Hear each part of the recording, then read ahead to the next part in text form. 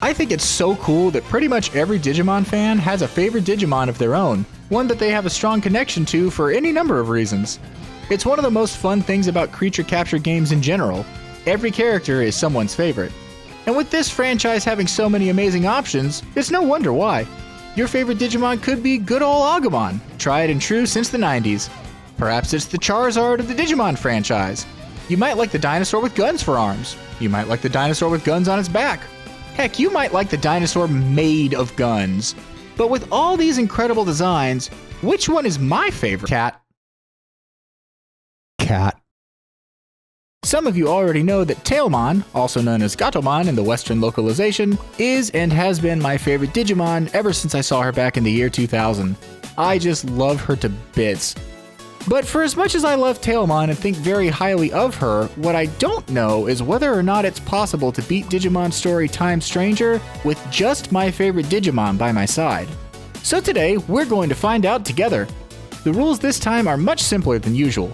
I can only use Tailmon's evolution line, starting from Plotmon/Cyclomon and working our way forward. There are some other usual staples too. Aegiomon gets the shaft again, only ever being able to guard, no overleveling stats on the farm or with load enhancement, and we'll be playing on New Game Hard Mode. But otherwise, that's about it. I don't even know if this is really possible, so I'm kinda using everything at my disposal to make this happen. If it seems like something is getting too overpowered, then I'll drop it later or otherwise adjust it. But to start things out, no other restrictions. We're gonna learn together just what a solo partner run really looks like in this game. With the stage set, allow us to welcome you back to our theater once again. We have a very special production for you today and have gone to great lengths to ensure that your experience here is as enjoyable and entertaining as possible, even managing to procure a screening a week in advance of what was originally planned. Do let us know if you require anything at all, and we hope you enjoy the show. Welcome, dear guest, to Digimon Challenge Theater.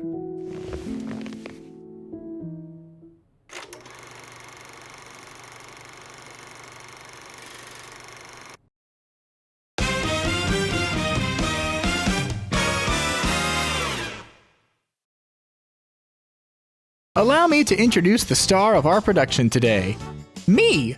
That's right, dear guest, for the first time, I'll be taking the stage myself and participating in one of these challenge runs. But wait, wouldn't Hikari make way more sense like in the adventure challenge runs? Yes, she would. But this is my digital fantasy we're playing out here, and I want to be friends with Tailmon, so I'm the main character this time, and this guy is me. I mean, sure, he has better hair than me, understands Japanese without subtitles, and just generally lives in a cool sci-fi fantasy hybrid world, but for today, it's close enough, okay? This is my friend Kanan. She's always been a bit of a forceful personality, but she means well.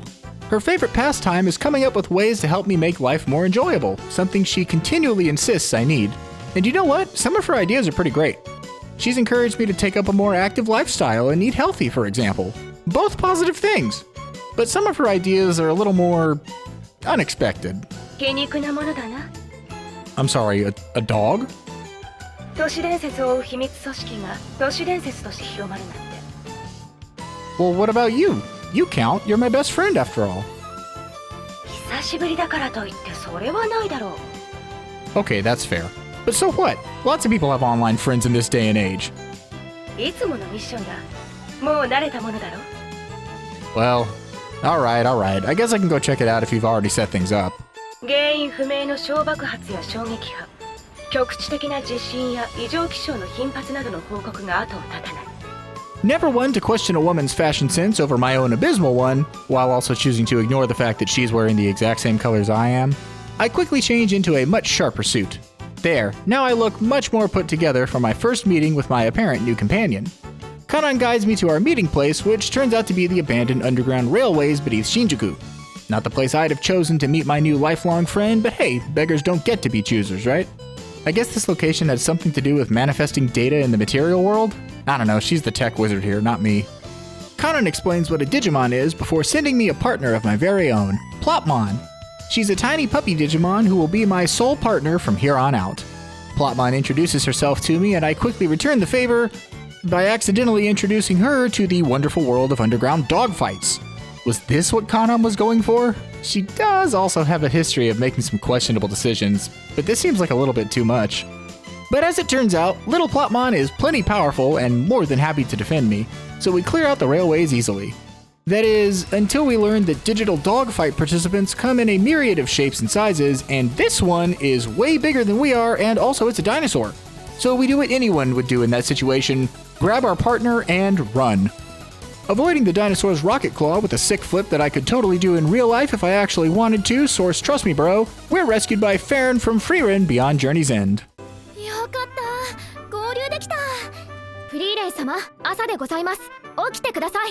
Despite my tame comment about fate playing a role in her saving my life since she's randomly in this abandoned railway where she absolutely shouldn't be, she immediately interprets it as flirting and shuts that down real hard.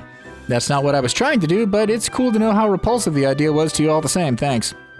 From there, Kanan suggests we follow Fern, who wants to go to the top of the Tokyo Metropolitan Government Building to find someone. Okay, sure, I guess. Is this part of Kanan's plan too? I've seen her do worse, believe me. But the dinosaur comes back to stop our progress, and even though I think the world of Plotmon, I don't know if she's winning this one alone. But a moment later, an enormous Gundam guy descends from the sky, joining us in battle. That's a confidence booster. For this first battle, little Plotmon just guards while Ogermon kills the enemy.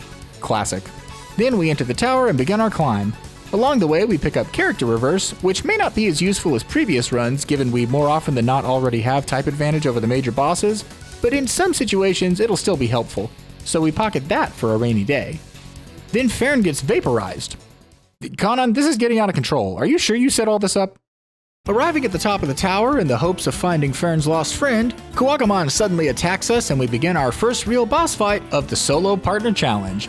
Plotmon fires off a few signature attacks, her puppy howling skill eventually paralyzing the boss. Kuwagamon misses out on a few moves thanks to the status, but when it can move, Plotmon still gets hit pretty hard despite having type advantage.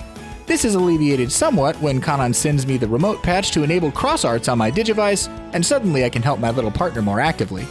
One cross art field later, and Plotmon starts hitting the boss hard. Especially for the size difference, she's doing great. Right up until she isn't anymore. So, we lose. We lose to Kuwagamon. We lose to the first boss. Guys, are we in over our heads here? No shot I'm giving up that early, though. We run it back, this time taking a gamble on utilizing the poison status. I figure if we can kill the boss faster, our squishy little friend will be just fine. We raise our defense and poison Kuwagamon before going on the offensive. I buff my partner with Cross Art Field again before remembering for the first time in battle that my D-pad has a left direction on it, opening the item menu and dropping the first healing item I've ever used since these challenge runs started. Look, it's just not going to happen without some items, I had to accept that. We trade blows for a while and eventually Kuwagamon is on death's door. But a heartbreaking miss from Plotmon results in Scissor Arms devastating her health before she goes down again. Alright, we were closer that time, but still no go. Damn, the third time's the charm, I hope? We go back to the paralysis strategy this time. If we don't get hit, we can't die. We're immediately rewarded for this philosophy before we buff up sweet little Plotmon and start swinging. At the end of our boost turns, the boss is half dead and we heal up again with some HP capsules. After a few nice crits and paralysis procs, we almost have the victory. But after we take some big hits and run out of SP, things suddenly aren't looking great again. But luckily, Plotmon can just use Tackle Attack to close out the fight, which this time is super effective. Thank God, if I'd lost that fight with that little HP left on the boss, that wouldn't have inspired much confidence in the rest of this run. Gotta say though, I'm still a bit worried about our chances here. But hey, she did it, so that's worth celebrating. Anyway, it seems things have gone beyond her initial plans as Kanan sends her self-made rocket punch through a hole in space-time to save me, but accidentally ends up erasing the entire timeline in the process. You'd probably be shocked by how little this actually phases me at this point in our friendship. I wake up again in Shinjuku wondering when the hell I actually am, but stumble upon this guy who asked me to help him search the underground for his daughter. We find her friend Hiroko first though, who, unlike Fern, doesn't even need to misunderstand my words to detail exactly what she thinks of me. Then we take some time grabbing a Poison Wall 2 from a Numemon encounter, as well as picking up the heal skill before our next fight. At the end of the underground, we discover Fern trying to console an Elecmon when a sentient pile of sludge attacks her, leading to our second boss fight. We rip Cross Art Field immediately, not only to boost up, but also to give ourselves lots of time to recharge it. Something I hadn't considered until now is that the Cross Arts take significantly longer to charge with only one action per turn. Puppy Howling can't paralyze this boss, which means we're going fully alone and with no chance to avoid damage at all. Luckily, my sweet little partner can light up Raremon for excellent damage. With that poison wall too, we block Sledge's poison status, but still suffer the defense and spirit reductions. I can work with that though. Poison would make this fight impossible, I think, so this is still good news. But I quickly realized that using heal manually is a losing gambit. No matter what, we can never out-heal this boss. He'll always bring our health down faster than we can restore it, and we will lose eventually. So as loath as I am to rely heavily on items, it looks like we're going to have no choice but to do it. I'll at least try to limit it to just healing items as much as possible. Anyway, we eventually settle into a rhythm with this boss where Plotmon does damage, Raremon does damage back, Raremon uses Sludge, I heal Plotmon with an item, rinse and repeat. And we continue this loop until eventually the battle is coming close to its end. With our defenses massively lowered, Plotmon decides enough is enough and crits literally 5 times in a row in a single attack to close out the battle and bring us victory on our first attempt. Beautiful job, Plotmon. What a complete turnaround from Kuwagamon. After accepting Fern and her father's offer for us to stay with them until we can figure out what's going on, we head to their place for the night. The next day, we meet Mikagena Mirei in the in-between theater. Someone whose natural instinct as a theater hostess is something I aspire to myself. She takes a bit of an interest in us and Plotmon before sending us on our way, offering to lend us her aid if ever we need it. And even more good news, we managed to re-establish connection with Kanan after our time in the theater. 今回も上層部から期待を寄せられている。 Yeah. Hey, did you set all this up too? 個人的には悔しい結果に終わった。くれぐれも市民に正体がバレないようにな。姿を公にせずに事を運んでもらいたい。 Sure thing. Try not to get into any more trouble while I'm gone, please. 我々のコンビは上層部から期待されている。 You really want me to answer that? 専門じゃないか。 Returning home, we agree to help Fern and Hiroko locate the Aegiomon from the other day in the underground and head out with them, Plotmon's adorable little face waiting for us as we set off. Now, some of you may be wondering how I'm navigating the overworld without a full team. It's certainly got to be a bit of a challenge with only one Digimon, right? Well, I'm skipping over it not just for pacing's sake, but for a practical reason too. See, much like the poor people who have to commentate Super Smash Bros. Competitive matches where 2 floaty characters like this play against each other, I can only come up with so many words to make the act of running away interesting for someone else who's watching. After getting our cardio in for the week, we arrive in the most ominous chamber that definitely will play host to a boss fight that I've ever seen in my life. And after cornering the Aegiomon, we're ambushed by Cyclomon, proving our suspicions correct. We even get to start the battle with little Plotmon being punched in the face before she can lower the boss's attack. Cool, good start.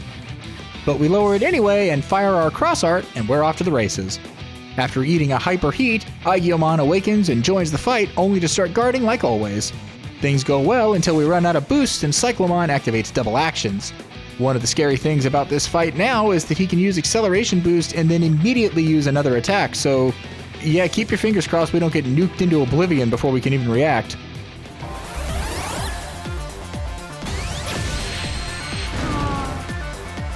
Well, can't say I didn't see that coming. During the second attempt, Aegiomon comes out much earlier, before I even have the chance to use the cross art. But after confirming we can't paralyze this boss, we just swing for a while and save our boosts for a bit later, where they might make some more impact defensively. After lowering the boss's health by about a third, we finally drop the cross art and Plotmon does excellent damage before eating a critical hit hyper heat. I don't want to do all this again. Come on, Plotmon, you got this. A boosted hyper heat comes out, and drops my sweet little pup. Yeah, right, fine. Once more then.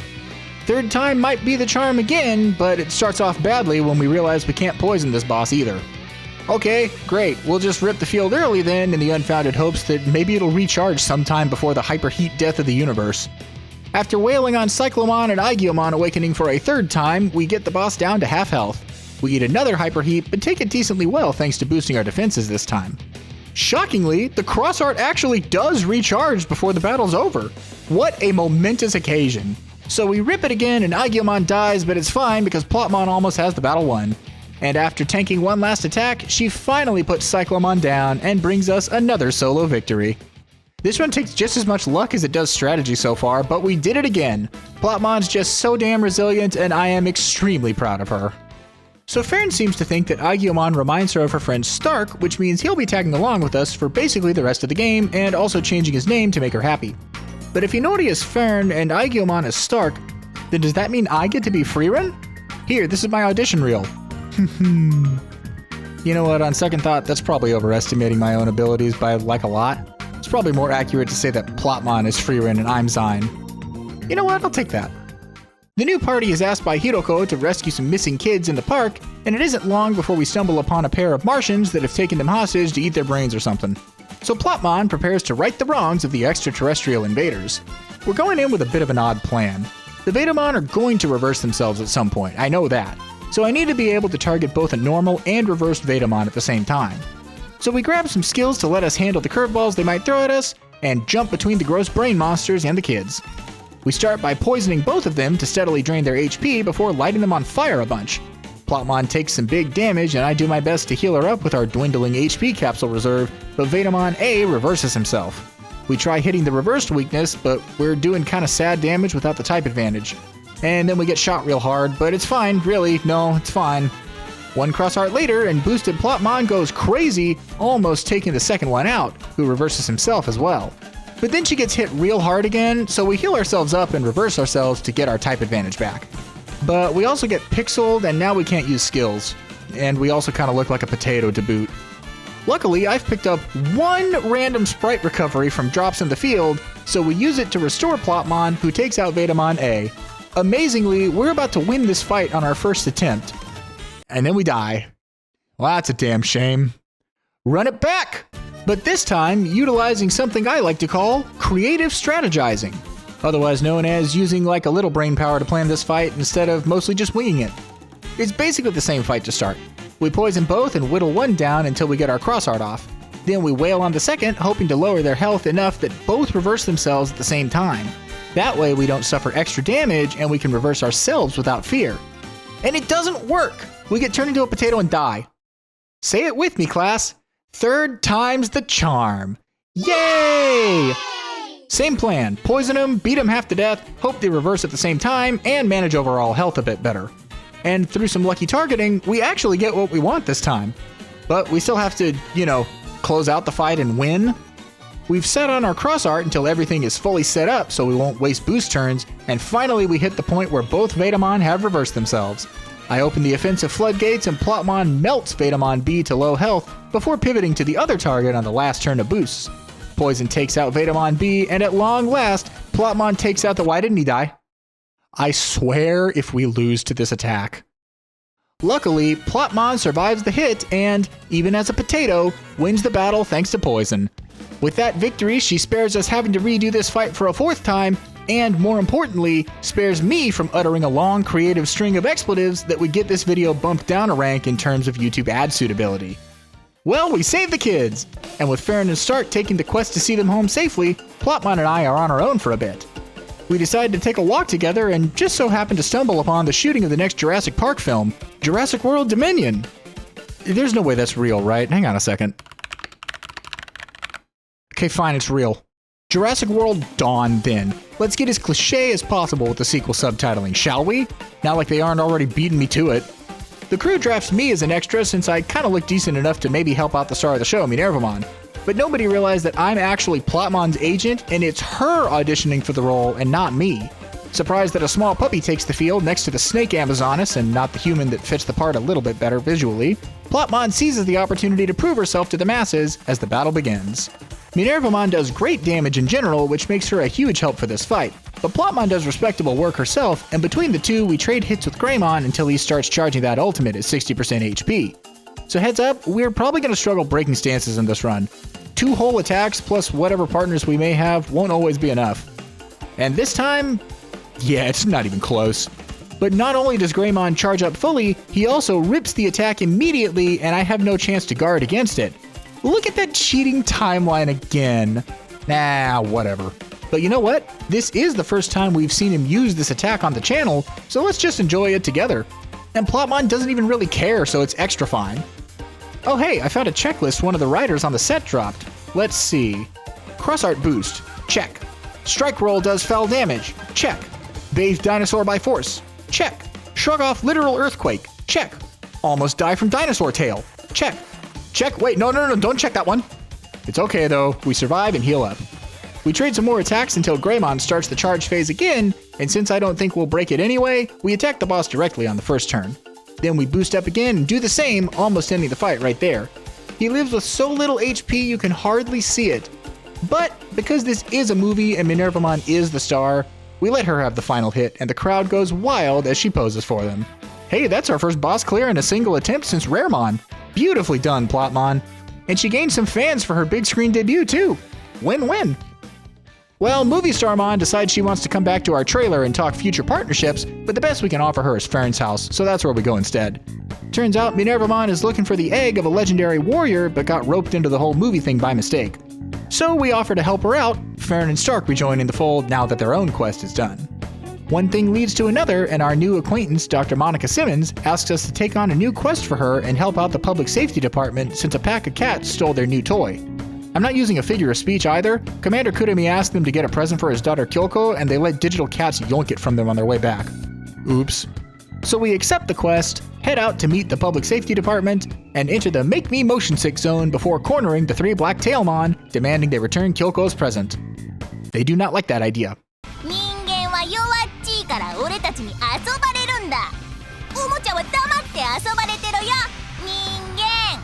But Plotmon takes offense to the things they said and charges into battle. Cross Art Field is a go, and Shine Burst does great damage to all our opponents. We continue to light up the middle one given its low health, and it isn't long before she goes down thanks to our team up with Minervamon. Sorry, that's going to take a little more getting used to than I realized. We pivot to Puppy Howling next to try spreading paralysis, but when that doesn't really work, we just boost up instead and drop our more powerful light attack. Then Minervamon takes out the next cat. And finally, Plotmon lights up the last one, and our ally smacks her out of the park, ending that fight easily. Now we're picking up steam. I notice as the BlackTailmon flee, however, that one seems to be particularly impressed with us. Maybe our battle skill charmed her. Maybe it was Plotmon's resiliency and strength even though she hasn't evolved yet. Or maybe it was even just Minervamon's star power.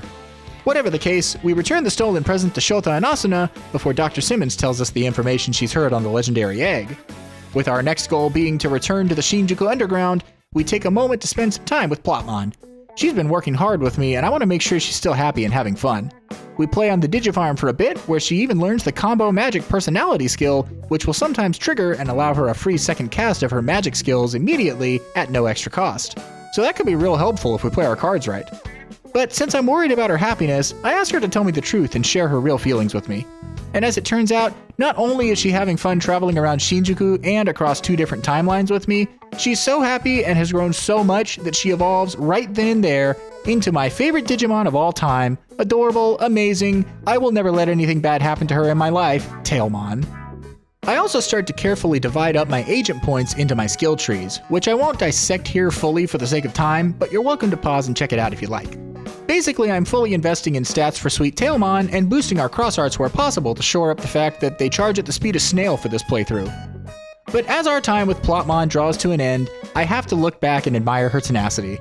She faced some very high hurdles during her leg of the journey, but damn if she didn't rise to the occasion and overcome them all with heart, perseverance, and adorable puppy power. But now that she's evolved into Tailmon, let's see how my all-time favorite fares against her upcoming opponent, shall we?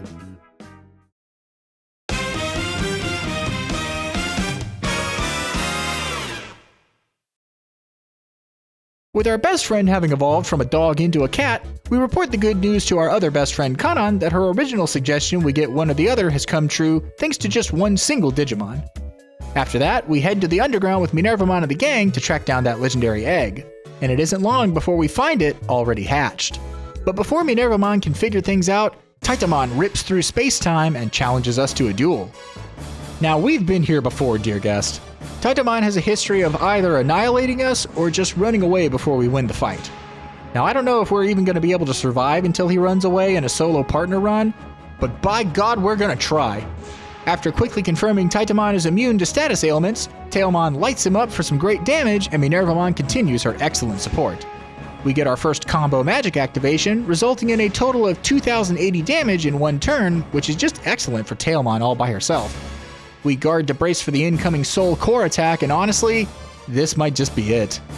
Since I'm trying not to rely on overhealing, at least for now, there's a good chance we just die here because our HP isn't high enough. But Tailmon tanks the attack shockingly well. Our hope renewed, I drop our cross art and my partner starts swinging as hard as possible. After some gorgeous crits, a combo magic miss, and a mid-fight rice ball snack, we tank Soul Core again. Then we get another combo magic proc that also misses. Okay, that's not great, but we're still fine. A third combo magic proc finally hits, and after another rice ball and stat boost, a fourth one has Titamon on death's door. How is she activating combo magic this much? I promise it really is a percentage chance to activate. But guess what? Minervamon doesn't leave me hung out to dry this time. She finishes off the entire health bar, forcing the battle to an end and bringing us our first full and complete victory over Titamon 1. I could not be more proud of my sweet, wonderful little Tailmon, nor more grateful for Minervamon's expert support if I tried. S rank. Oh wait, we're not doing that in this playthrough. Whatever, still S rank, she deserves it. We fully beat Underground Titamon at long last. After getting sucked through the portal and arriving in Central Town in the digital world of Iliad, we meet the residents and get a feel for the delightful place. Fern, Stark, Tailmon, and I decide that we kind of like this whole adventuring party thing and might just take up some quests in town to help the folks around us. We're kind of waiting on Minervamon anyway to help us get back home, so the least we can do in the meantime is help the kind Digimon who've welcomed us into their world so warmly. We kind of don't know where Minervamon is anyway, so we're killing time otherwise. To make this happen, we visit the Adventuring Guild and register ourselves before heading out into town looking for some jobs. After we stumble upon Minervamon's siblings in the city center and Coronamon runs off to make bad decisions with the Vademon Brothers, Lunamon hits us with our first quest in Iliad: save my stupid brother before he becomes sewer food. We descend through the gross tunnels until we reach the Ogermon Brothers at the very bottom, beating up children in an effort to aura farm. After informing them they're failing spectacularly, Tailmon takes the stage to protect the kids. We swap our cross art field for burst this time and shoot the three enemies as Minervamon joins the fray. Tailmon takes a few turns to attack Kuwagamon, who's allergic to baths and takes big damage from it. And even with all three enemies throwing attacks into the party, Minervamon, Coronamon, and Stark eating most of those hits really does help a lot here. Obviously I can't do anything more about the ally characters than I'm already doing here, but it definitely helps to have them sponge up a lot of the damage we'd otherwise have to account for. Eventually, Kuwagamon goes down to our recharged cross art, and Tailmon's combo Magic Burst Flame 2 nearly drops Hyogomon outright. Minervamon finishes him off for us, and after a few more attacks and one more beautiful combo magic proc, Tailmon finishes off Ogermon, netting us a beautiful first attempt victory. Excellent job, my wonderful partner. Returning to the Adventuring Guild to report our quest as a success, we're summoned by the guild leader, Mercurymon. He's impressed that we dealt with the Titan aggressors in the sewers so easily, and asks our party to climb Central Tower and restore the communications array that's been knocked out. Minervamon explains that it's a necessary step for us to return home anyway, so we take on the quest and climb the massive tower, the shadow of our next enemy seeming to light a fire of hunger within Tailmon. What do you want from me? She's a cat. It's her natural instinct. After upgrading our agent skills a bit further and setting up our one and only partner for the battle to come, we replace our own cross art with the nuclear fireball that hits one enemy for massive damage.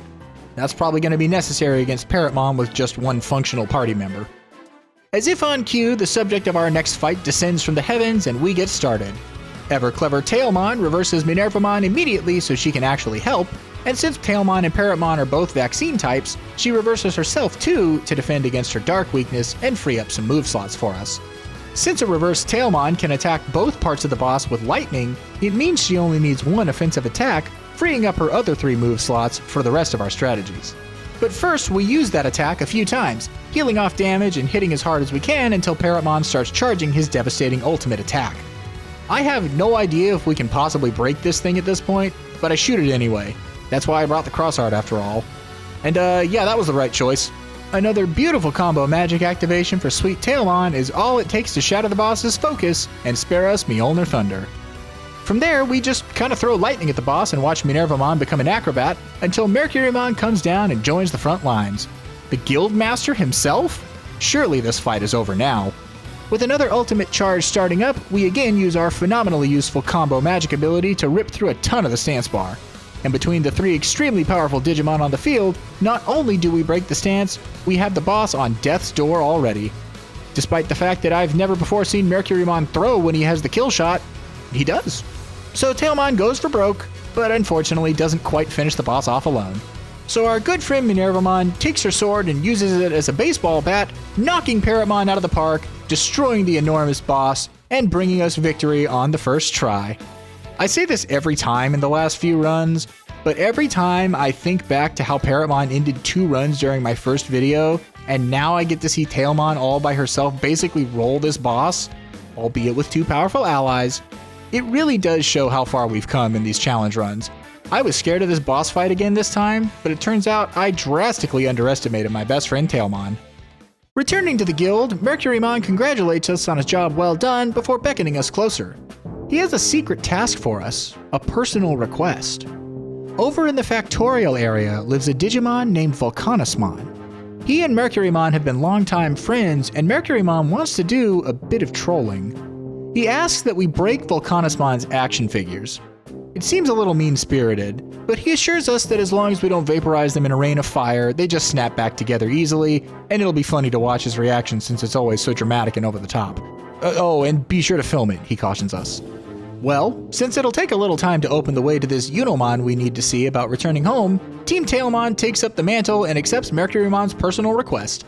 It might pay to have the Guildmaster owe us one later. So we fly to the Factorial area with Blimpmon before descending into the mechanical depths. Along the way, we discover the Iliad branch of Universal Pictures is shooting their own Jurassic World sequel, this one called Jurassic World Rebirth. You know what? Hang on. You have got to be kidding me that that one's real too. Could you pick more cliché titles? How about Resurrection, the most overused sequel subtitle of all time? You know what? That's the name of the Jurassic World film being shot in Iliad. Jurassic World Resurrection. And mark my words, dear guest, that will be a real movie someday. But moving on now, UltimateBrachimon is playing the futuristic robotic dinosaur that stars in the film, but recognizes Tailmon from her role in the Shinjuku Branches project.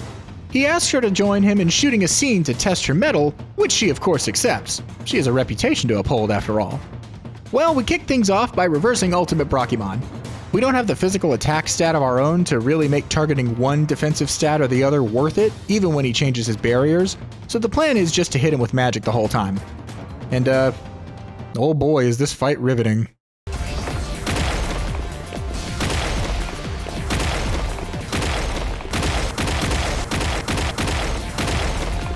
Alright, cool, Tailmon wins. 0 struggle, 0 healing, 0 danger. One time I clicked Spirit Bind just to see if lowering his magic defense was worth it. It wasn't. 2 hits back to back did more damage than hitting the weakened spirit stat once anyway, which means we literally just clicked Gaia Blaster until he died. UltimateBrachimon is so depressed that Tailmon is such a natural star that he collapses and vows to be a better actor from here on out, offering us a ride down to Vulcanusmon via his back, which we gratefully accept. And we finally start to get ready for our last opponent in the Factorial area. Well, as you already know, I hate this fight, and I'm honestly not looking forward to it this time either. First off, Crossart Burst is coming with us, because I don't think this is possible if I don't shoot the 4 hands to support Tailmon here. Secondly, we have to figure out a way to hit Vulcanusmon hard when the hatch is open. I probably can't out-heal the damage he's capable of long-term, so devastating him as much as possible after the first wave is a necessity so we can close this one out in just 2 phases. The fact that he has data type advantage over Tailmon is a concern, but don't worry, I have a plan that will all be revealed in good time. We enter the chamber and Vulcanusmon is immediately suspicious of us, and for good reason to be fair. But we challenge him directly and enter the battle, sitting on our Crossart while Tailmon takes out the first virus and vaccine hands all by herself. She hits the virus hand plenty hard enough to take it down in short order, and we use one of our secret weapons to help with the other, Spell Boost. With this move, we'll increase the damage of our next magic attack by I think slightly more than double, but even if it's only double, it's still worth it just to save the SP. After the other hand goes down though, Vulcanusmon brings out his first full wave of 4 with 2 virus and 2 vaccine. I rip Crossart Burst and am horrified to see that the damage I did back during the Adventure 02 run with this skill is completely nerfed here. What happened? I thought they'd all be on death's door after that attack like the last time I used it in this fight. Well, turns out the damage on the Crossart must scale with the amount of partners you have on the field, or the combination of their stats in the party or something like that, because that's the only explanation I can think of as to why the gun would suddenly not do nearly as much damage as it used to. Well, that's okay, right? Tailmon is still incredible and takes down a hand immediately before eating a face full of machine gun punch. But honestly, she takes it shockingly well considering how frail she is on the physical defense side of things. This whole time, I've been feeding her meat-wrapped rice ball treats to restore health, by the way. I don't think this fight is possible without healing items either. She takes down the second virus hand before another machine gun punch does some big damage. But Tailmon takes it all in stride, destroying the third hand with another beautiful combo magic proc. It's like she's able to call on those at will. She's still not, by the way. It's really just a chance to activate, I promise. But it does feel like she can make use of it just as an extra skill whenever she wants. One thing that is actually worth noting, though, is that combo magic has a higher percentage chance to activate when your HP is lower, so you might see me leave Tailmon's health a little low on purpose in an effort to actually force an activation. Back to the battle though, with Machine Gun Punch offline, it's time to enact the last part of my plan, which is frankly a bit of a Hail Mary. Tailmon reverses herself to hit the exposed Vulcanusmon as hard as possible when the hatch finally opens. That'll make her weak to the virus arms that will spawn later, but we should be able to manually reverse those as well before it actually matters, so it might be okay. After getting the last hand as close to falling as possible without actually destroying it, we charge up with Spell Boost before using Neko Punch to take it down with a physical attack, instead preserving our boost for the next magic attack. And with that, everything is in position as Vulcanusmon's hatch opens. I shoot him with the cross art in the hopes that we might take him below half health and only need to do this part twice, but again, my Digivice gun doesn't do nearly as much damage as it once did. But Tailmon, dear sweet Tailmon, she puts me to shame with her incredible damage output. And then she pulls off combo magic again and almost obliterates the boss outright. We were so close, look at that. She almost did what no party has been able to do and one cycle Vulcanusmon all by herself. Unfortunately, she doesn't quite manage it. At this point, I wish I'd brought Crossart Strike, that might have done it. But either way, I was planning for a second phase, so it's still fine. Unfortunately, with Tailmon being reversed, she's now weak to the two virus hands, which thankfully spawned at about 60% HP thanks to us breaking the boss's stance before. We reverse one of the virus hands before eating a bunch of damage, but a heartbreaking misclick on the next turn results in me reversing that same hand a second time. That doesn't undo the reverse status, that stays forever, but it does mean I screwed up and didn't defang the last hand. Hoping with all my heart that I don't pay for that, Tailmon eats a ton of damage before being forced to attack a vaccine hand instead, thanks to Taunt drawing our focus.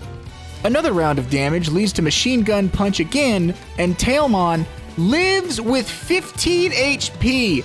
This is why she's the GOAT, my friggin' Oshi! Anyone else falls there, I guarantee it! Anyway, I use one of our very few 1500 HP heals to get back to decent position before finally reversing the proper hand and taking a lot of the worst danger away. And from there, it really is just a game of attacking and healing each turn. Tailmon, with type advantage over the reversed virus hands again, burns them both to crisps after several turns, with some help from my finally recharged cross-art burst. And once we're down to just one more hand, we carefully set up our lovable little partner to finish this fight in the same manner as the first time. With Spell Boost on deck, we finish off the hand with our physical Neko Punch before forcing the hatch open. Finally, a wicked rain of fire from my all-time favorite Digimon ends the fight. No, wait, she wants to really put him out of my misery with yet another combo magic proc, bringing us victory thanks to an incredible overkill. An unbelievable performance from my sweet Tailmon. God, I just love her to bits, she's so amazing. Luckily, there isn't a reason to be worried that she just dropped multiple violent rains of fire on Vulcanusmon, right? But he assures us that as long as we don't vaporize them in a rain of fire, they just snap back together easily, and it'll be funny to watch his reaction since it's always so dramatic and over the top. Oops. But thankfully, Tailmon didn't accidentally melt any of his toys after all, and before we even have to do it ourselves, the poor guy actually just trips and breaks his own figure. Though his reaction is about as extra as you can get, we make sure to record it and send the footage back to Mercurymon to fulfill the stipulations of his quest. Vulcanusmon, after hearing what was really going on, admits it was a good laugh before rebuilding his action figure, requesting to make use of our services for some good-natured vengeance in the future. Of course, we agree before returning to Central Town. Meeting us in the town square, Mercurymon thanks us for our ridiculous services before explaining that the path to Unimon has been cleared for us and we're authorized to travel to the Holy Temple. Minervamon will even escort us as thanks for our efforts. So it looks like we're headed home! And as we take the Locomon Express to the Guardian Palace, let's take a moment to talk about how incredible Tailmon is. Plotmon had some big hurdles to overcome by herself, but Tailmon just took every challenge she came up against and basically used them all as scratching posts. That's my favorite for you. But with her leg of the journey finished as well, how will the next chunk of the game look? And will our journey back to the material world really be so easy? As we gaze up towards Unomon's golden temple, I can't help but wonder if our journey is truly over. Well, unfortunately, we'll have to wait just a bit longer to get our answers, as I'm afraid we've reached the end of our production this time. Obviously, this is a bit shorter than my usual videos, and it also came out earlier. This is for two reasons. First, this is absolutely an attempt to make up for the algorithmic self-sabotage I committed by re-uploading the last video, thanks to that ill-advised song choice. But secondly, I wanted to try splitting these runs into 3 parts and post one every 3 weeks anyway. It lets me put out more content sooner instead of just once a month, and it breaks things up into neat little packages by evolution stage. I'm curious what the reception and performance will be for this schedule, so I'm going to try that for this run.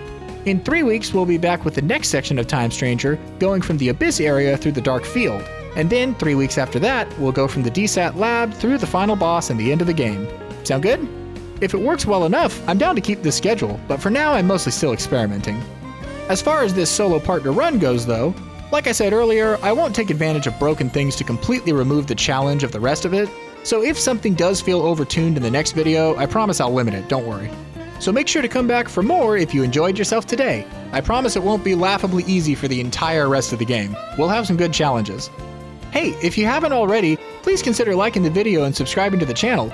We are extremely close to 10,000 subs, and I never thought that was even possible when I first started this project. I'd love to hit that number, and maybe even beyond as I continue putting together these challenge runs for you. Thank you all so much for your support. I really do appreciate it so much. With all that said, I believe we've reached the end of our time together once again. We would like to extend our gratitude for your continued patronage of our theater and invite you to return in 3 weeks' time for the second part of our first ever triple feature. I've been your host, and this was Digimon Challenge Theater. Until next time, dear guest.